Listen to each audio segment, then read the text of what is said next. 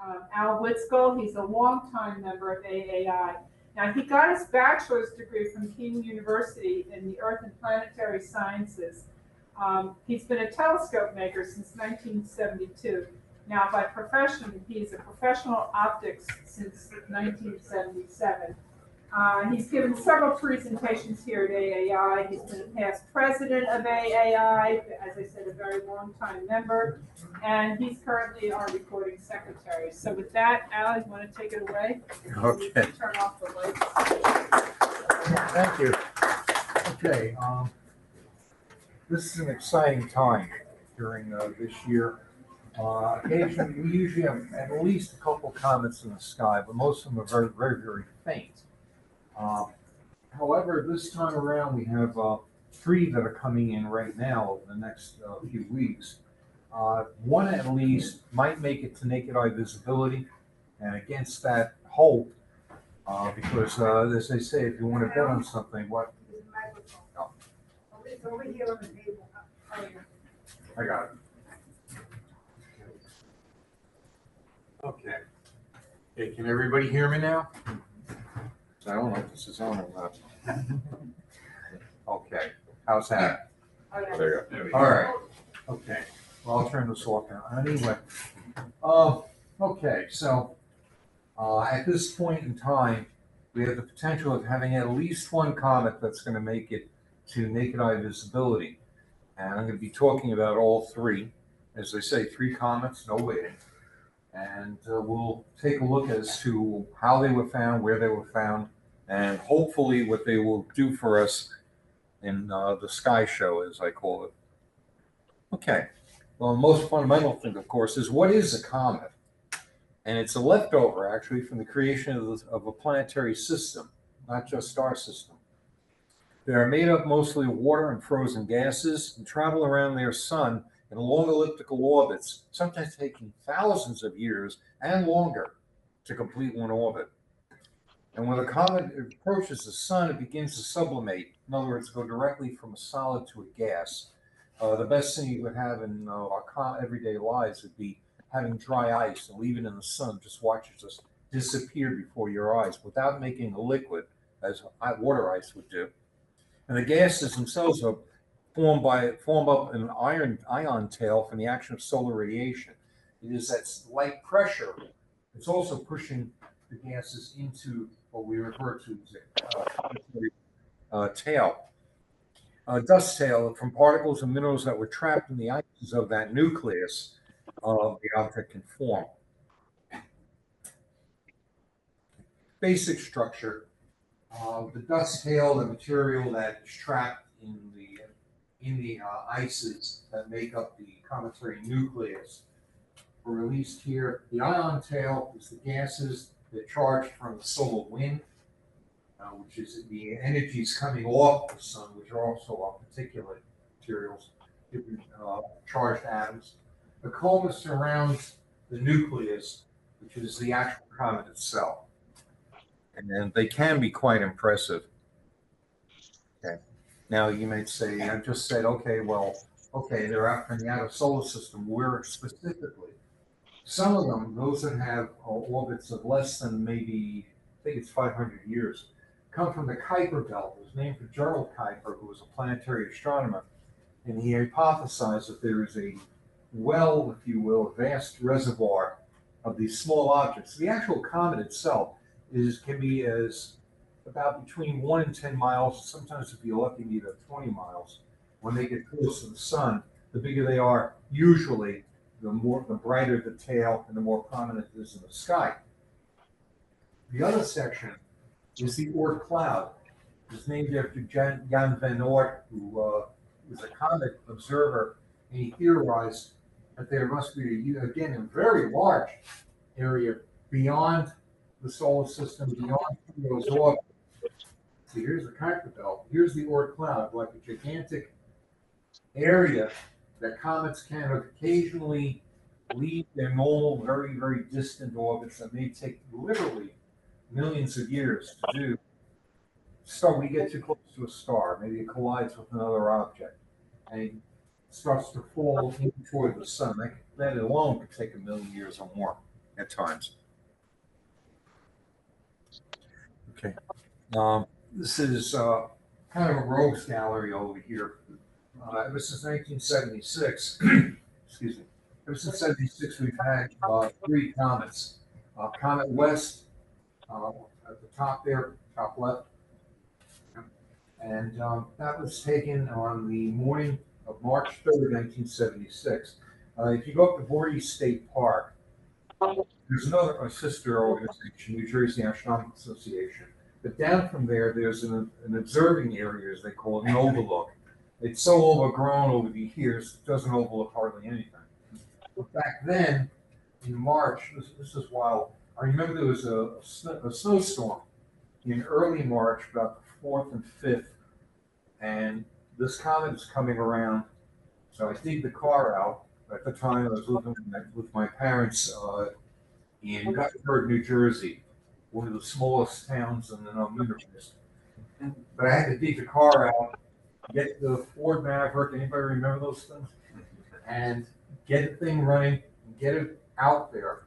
And here we are, roughly about 1 o'clock in the morning, and we're waiting for the comet. You know, it's going to show, whatever.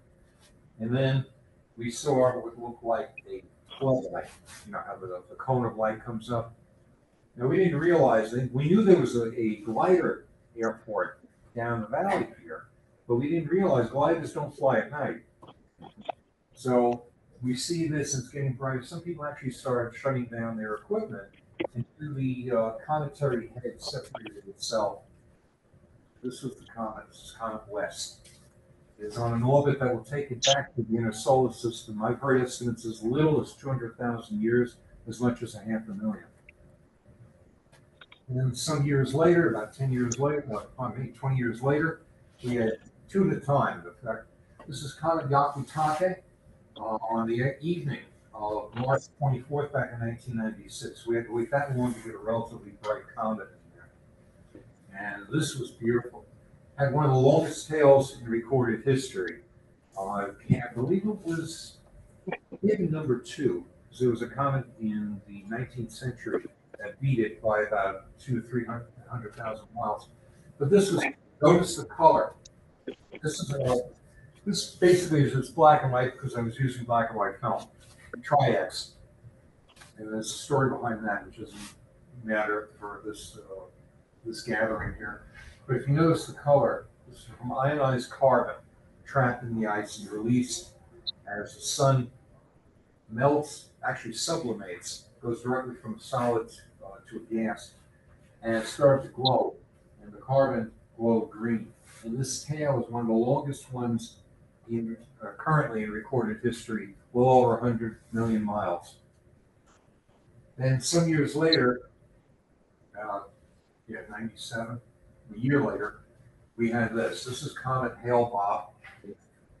This photograph was taken with that telescope, the 24-inch, because I wanted to close in on the nucleus. I had read about comets having what they call hoods, and the hoods are actually the vaporized material from the nucleus here in the center, and the gas forms around it and it gets pushed back by the solar wind. So that was a very experimental shot. I didn't expect to get anything, and I got like about 8 slides today. And during that time, one of the hoods, this outer one here, separated, started moving back, pushed by light pressure back along the comet's tail. Then about a year and 2 months thereabouts, this is my favorite of all the group, Comet Hale-Bopp. It works magnificently. Here's the nucleus, and this was when we went out to Voorhees again. Nice dark sky, even today, with the development, it's still reasonably dark. And it illustrates a classic comet. We have a dust tail and a gas tail. And of all of them, all my pictures and such over the years of comets, and there are not that many, this is still my favorite. Or to put it another way, I got very lucky that night. Okay, there we are. April 12th, 1997, Voorhees State Park. Anybody remember film? Everybody's going digital. All right, me too. I remember it. I still use it, by the way. Lots of slides. Yeah. You and me both, pal. Okay, Comet Hale-Bopp on April 12th, 1997, up at Voorhees State Park. 1600 film, Ektachrome 16p 1600, 135 millimeter lens at f4, 30-second exposure, and yes, it was on a dry. So it was there's very little trailing in here, which I got lucky on, and it was about a 30-second exposure. Perfect example of the dust tail and the gas tail. I look at this, I look at the original master slide this was scanned from, and I said, I can't believe I got this picture, because the equipment compared to what I have access to today was relatively primitive. Okay, so now we're in the modern era. Welcome to the 21st century.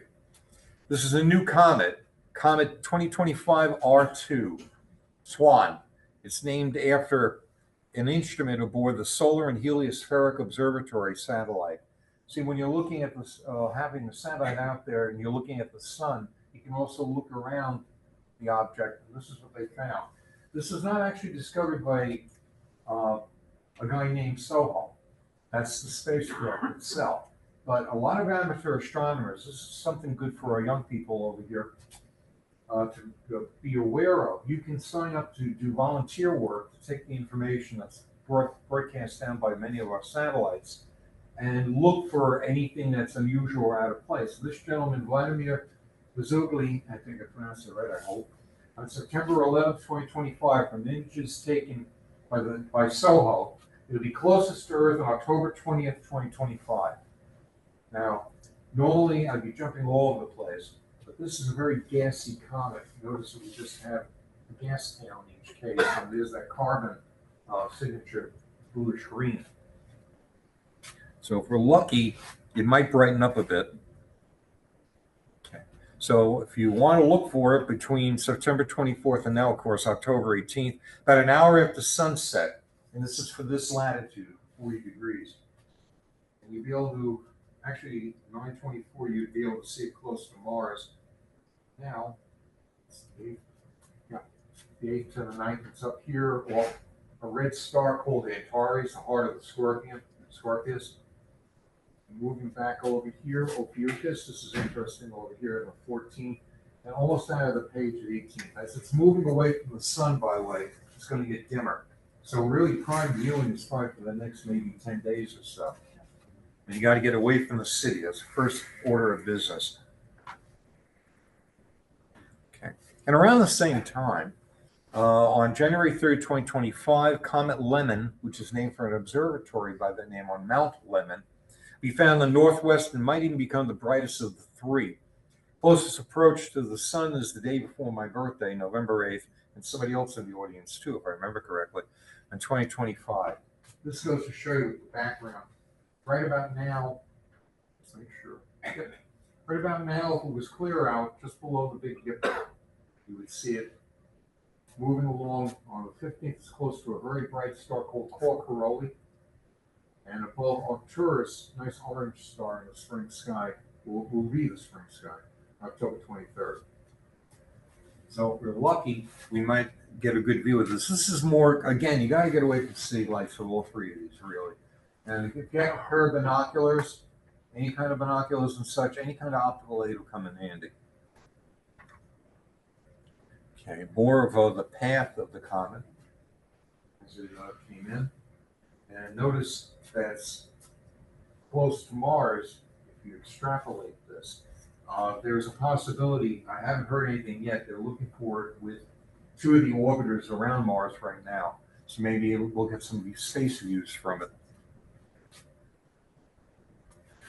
Okay, particularly on the evening of the 20th coming up, face west 45 minutes after sunset and use binoculars. And if you don't have binoculars, any optical aid will do. But you got to get away from the city if you can to see Comet Lemon at its closest to the Earth. It'll get roughly about half an AU, an astronomical unit, which is 93 million miles. So in this case, it's about 48. And basically, usually you arc to a star in the spring sky, Arcturus. In this case, you want to hit the brakes not quite, just past rather, halfway out to Arcturus, and you, with a pair of binoculars, you should be able to see it. Again, face west, 45 minutes at sunset. With a little bit of luck, you might be able to see it on that day of its closest approach to the Earth. What I'm really hoping for is that something happens on the comet, maybe a major fracture, and suddenly lots of gas and dust gets thrown out, and suddenly this thing appears in the sky.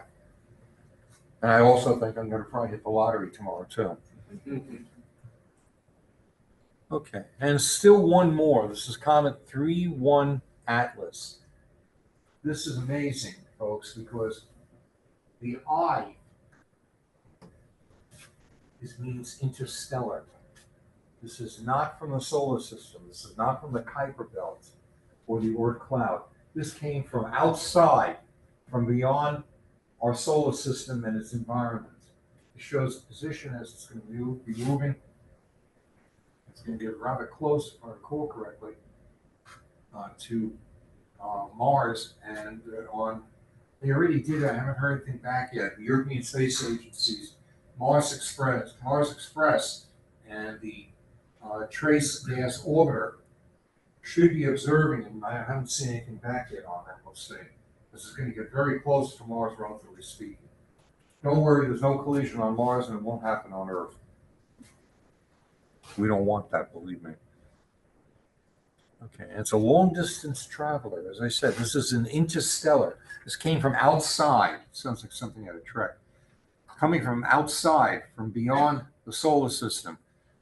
3I Atlas will fly through the solar system, getting within the 48 million miles of the sun, and continuing back into interstellar space, never to return.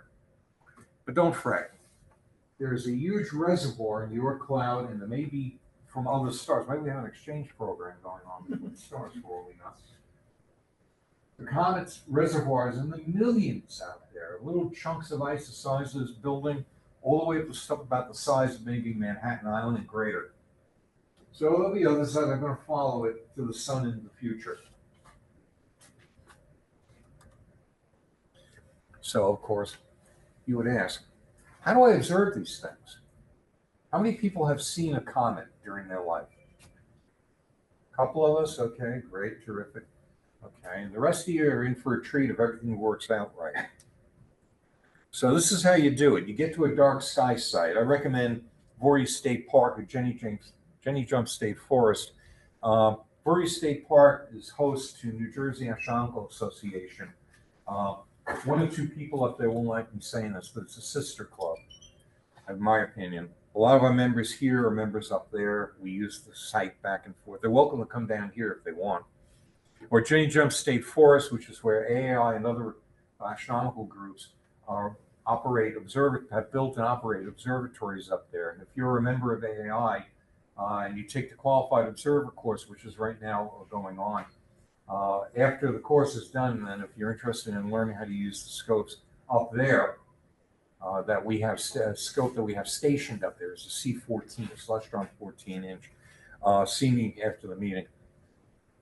Okay, most importantly, it's fall, but it's cold. So bundle up against the cold. Remember, you're going to be in a dark sky, hopefully, no clouds, and you're going to have only about 10 miles of atmosphere between the top of your head and the edge of the atmosphere. That's all you got, which means heat radiates very quickly, and this is a great radiator up here.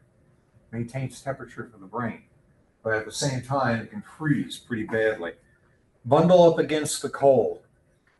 Use binoculars and use, of course, a red light flashlight, because red light allows you, first of all, to be able to see, obviously, in the dark. But more importantly, it doesn't affect your night vision. There's nothing worse that you can do to a bunch of observers in the middle of the field that they've been there dark adapting for the better part of an hour, and some idiot comes along with high beams because he can't see where he was supposed to be 2 hours ago. I could give you horror stories just on that. You don't want to know. And lost photographs too. Nothing, to me, nothing worse is setting up your equipment, driving along to set up your equipment. You're working on an object that you're guiding on. Even in the winter, you start sweating trying to make sure everything's working together. The telescope drive is good. and then some idiot comes along with high beams. Now, Yeah. it's also a good idea, no matter what kind of optical aid you're using, whether it's binoculars or telescope, to use a tripod. Because that steadies everything and you can get whatever it is, the telescope or the binoculars on the object and it stays there because it's on the tripod. No, I tend to agree with that too. Yeah, exactly. There's nothing more heartbreaking to have a rickety mount that came with, say, with a digital camera. You put it down on your hood of your car, and slowly it starts to sink into the sunset. I've had that happen, and I know a lot of other people too. But again, bundle up against the cold. Use binoculars and a red light flashlight, and use charts from the internet. The comets I'm talking about, Ogie, you can find the same charts you're seeing up here on the internet. Just type in the names. Okay. It's a short one, admittedly, but this is cool. Comets are like cats. They both have tails and they do what they want. Which means if it's not going to make magnitude minus 15, like I fantasize of a comet coming in someday, magnitude minus 15 is about the same brightness if you took the quarter moon and collapsed it into one little point. That's really bright. And they, again, doing what they want. Sometimes a comet will come in and literally, like Kohoutek did back in 1973, 74, just dissipate, fade away. Too warm for it. This is a quote from David Levy, comet discoverer and master observer. The name may be familiar to some people in here because comet Shoemaker-Levy 9 crashed into Jupiter. This is the Levy they were talking about. The guy's a master observer, damn good writer, and a cool guy. Okay, I have to thank my wife Bonnie, who makes these things look good. Mary Duca, that allows me to give these presentations over here. And of course, I have to recognize everybody that helps me stay on track, all the observers here, because I realized even when I want to throw my hands up and such, some people here are depending on me to get in here. It's a group, kind of a group organization, a group mind. And it's just an honor to people here. And good evening.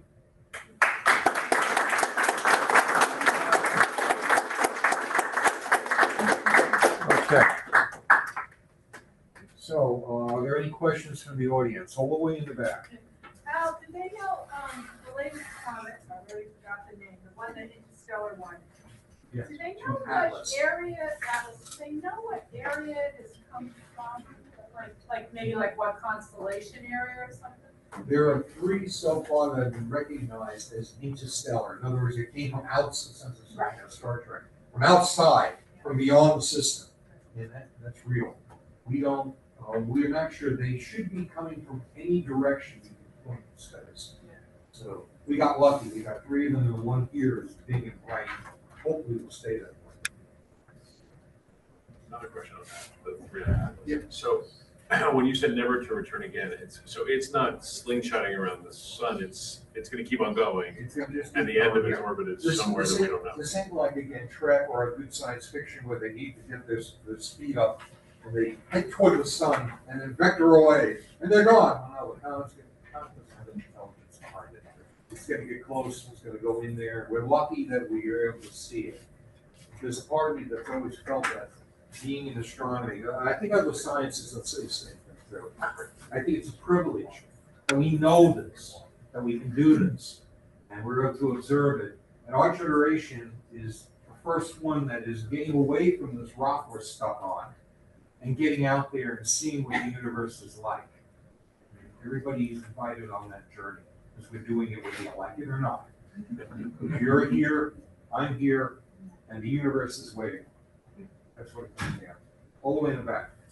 Yeah, Alan, you said, it was on that, one of the slides, it's gonna travel within 48 million miles. You would think that it's gonna lose most of its mass. Not Yes, necessarily. Not necessarily, because these all, sounds like a horror movie. It came from interstellar space, which is cold. So it takes a long time for it to do it. If it gets closer than that, then yeah, I think it will go up in a blaze of glory. So we'll see what happens. You know, as they say, if you want to bet on something, bet on a horse, don't bet on a comet. Anybody who's maybe old enough to remember, I've read about it with Comet, what was it, Comet Kahutek, which had great publicity. The PR guys were making the hand to look at this. And the thing came in, it was a nice friendly comet, fine, went back to stellar dark, and that's it. We were expecting, you know, they were talking, see, in astronomy, we talk about brightness in magnitudes. The full moon is magnitude minus 12. The sun, don't look at it this way, but trust me, it's magnitude minus 27. That's why it's so intense and why you don't want to look at it. It'll damage your eyes permanently. Everybody got that? Good. But this is magnitude 4, which is a nice friendly object. All these may, one of them, Swan, might hit second magnitude. We'll see what happens. Second magnitude, like one of the brightest stars in the Big Dipper. That's a good analogy. It's about right. So, any other questions? I'll ask the people on Zoom if they have questions. Well, that's a good idea.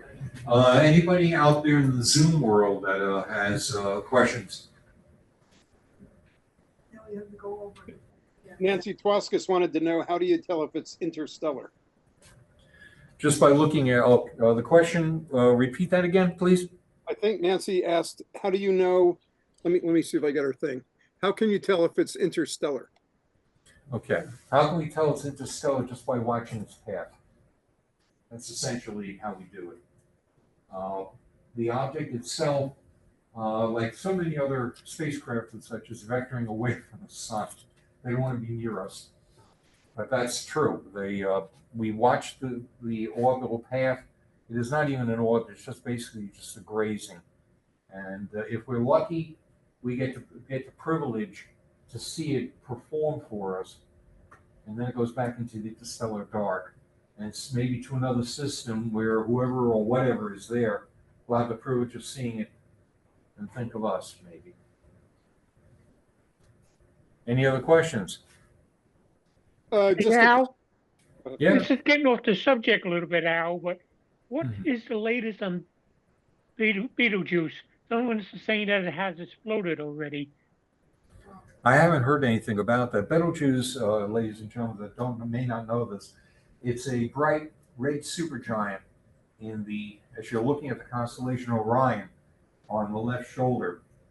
And that object, we've been waiting for it to do something, a collapse or an explosion. I haven't heard anything myself. I would think something like this would be all over the news, or at least over the IAU communications.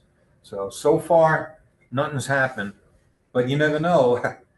Yeah, you never know too, but this was, somebody had posted on Facebook, and you never know what to believe when you see that. Yeah, well, push comes to shove, you could get on. If you want to find out about supernovae, as they call it, that's what a Betelgeuse is, a very old star. Eventually, it will detonate with, like almost all of its energy expended over a period of a couple of weeks.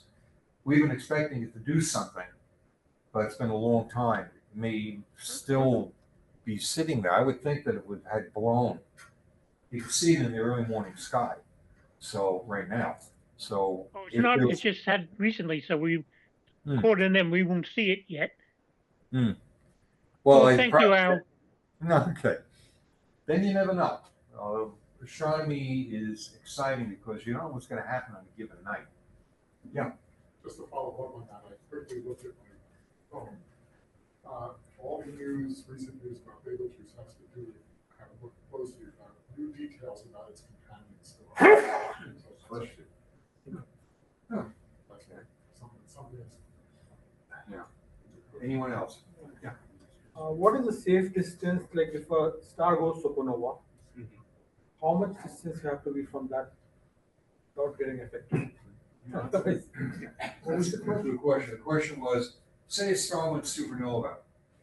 What's the safe distance for it to go up and for us to survive if we were nearby? It depends on the particular star. I'd like to get as far away as I possibly could. Yes.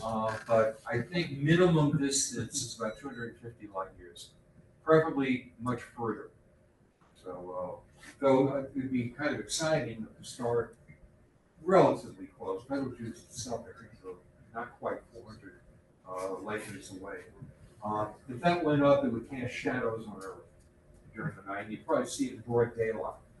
And that would last for a couple of weeks, and then fade out. And poor Orion's not going to have a shoulder anymore. So have to redraw it. I don't know. So, but one last question. So, generally, like if there's a gamma ray burst, basically GRB has to be very focused to hit you. You can survive that if you are a little bit here and there. Yeah, a little bit's not going to hurt that much, but it's got to be a certain distance. That's the average. I'm guesstimating. Okay. Yeah, I get your images of Yakataki and Hellbot remind me of when we were out there and taking the photos and the slides and projecting the slides is just amazing. It's so much better than digital. It's 3D, the colors pop. I just looked about a year ago and saw my slides of the various comets, and they're incredible. They're so much better than digital. Yeah, well, I have mixed feelings about it. I don't personally, as far as photography is concerned. Digital is terrific. It's wonderful. I mean, I can push my Canons or my Nikons both to ISOs of unheard of, Right. 28,000 and more. And there are, I don't know what manufacturer of smartphones, but I had a demonstration from a very dear friend of mine at Cellophane Telescope Makers Convention 3 or 4 years ago. And she says, I can't believe I'm getting the Milky Way handheld. And I'm saying, really? She holds up, excuse me, she holds up the smartphone, takes a photograph with a flash off, thank God, otherwise we would have been stoned right there.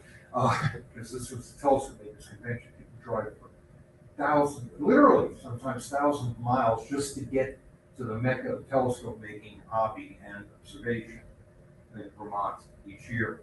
So you don't want to have a big flash going off, they'll find you, trust me. I would do it too, jump them anyway. But then she held it up, and I think she was doing 200,000 ISO, unheard of. And there's the Milky Way, one of the galaxies, nebulae and such in there. And I'm saying, this is handheld, no tripod, and in a couple seconds. I mean, it's a good thing it was a grassy knoll up there because I could have fallen over and probably hurt myself. Okay, one more. And Betelgeuse is so far away that it might have already blown. Probably has. Yeah. Everybody's got a subspace radio, so you can contact anything. About halfway out there, see if it's on the way. Yeah, Or- a lot of light years to reach us. I hope it's enough. That's all. I think it's around 680 radius, around 680 to 700. I don't know what you're saying. It's around 600 radius from Earth. Something on that That's a order. long way. 400, 500. We can look it up later. That sounds like a safe distance, I hope. Any other questions? Okay, then. Al, Sneaking behind me here. I have a question for Mary. Astronomers estimate the trajectory of comets and how many photos are needed minimum. Okay. Can you repeat the question? How do astronomers estimate the trajectory or orbit of the comets, and how many minimum number of photos that are needed to calculate that? As far as distance is concerned, most of this, when it's nearby objects, they use parallax. Essentially, looking at the angle and the distance of it as it's approaching the sun. And they're able to use a formula that allows you to get an idea of the distance to it. That's for objects in the solar system. If it's going to be coming from outside, there are other ways of doing it too, similar, but much more delicate. So we know the velocity of the thing is moving. We know its direction. That's how we know this particular Atlas comet is on an interstellar journey. It's just passing through. The other ones are connected directly to our sun. They'll come in, and if your 1 times 10 to the 4th power grandchildren are up there, they'll see it again when it comes back around. But that again is literally in hundreds of thousands, not millions of years. So if you get to see this, if you get to go out and view, be able to see it in a dark sky and such, consider yourself privileged, because no one else is going to see these puppies. The shortest period on one of the comets over here is only 640 years. No, the next one out, I think, is 1100, 1200 years once around the sun. A very narrow ellipse that's not going to come back. And it may not come back. It might get hit with something out there in your cloud, another comet. Jealous. Right. Okay. Not hear anything else? Okay, well, at this point, I'm going to conclude my talk. I thank you for your attention. I wish all of us to see at least one of these things for the next couple of weeks.